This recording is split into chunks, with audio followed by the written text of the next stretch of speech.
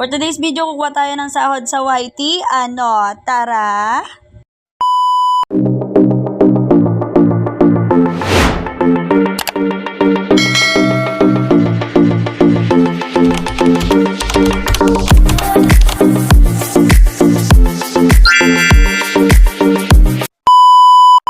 Okay, bago tayo kumuha ng sahod, pakita ko muna sa inyo kung paano ba magkaroon ng channel dito sa YT. So, gagawa ka muna ng channel mo and ngayon, at least sa 500 subscriber, pwede ka nang magka-monetize and 3 public uploads in past 90 days. Tapos sa engagement naman is 3,000 valid public watch hours in the last 12 months. So, yun lang yung criteria. At ito naman yung full monetization or ad revenue. So, dito ay kailangan mo ng 1K subscribers and recent activity na 3 public uploads in the last 90 days. Tapos, sa engagement naman niya is 4,000 valid watch hour dapat sa loob ng 12 months. In long form videos na yon. So, bago ka talaga kumita, kailangan talaga dito is magtiyaga ka mag-upload ng videos.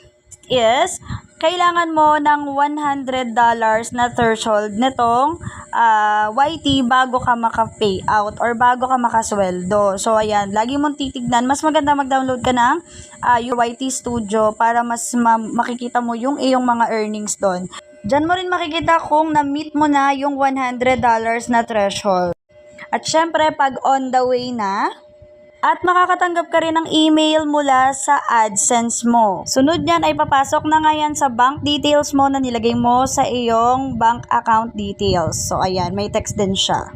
At ito na nga tayo sa exciting part. Magwi-withdraw na nga tayo or i-cash out na nga natin yung pumasok na pera galing dun sa ating YT earnings. So, ayun, ganun lang kadali din sa YT pero make sure mo lang na active ka, talaga lagi ka nag-upload.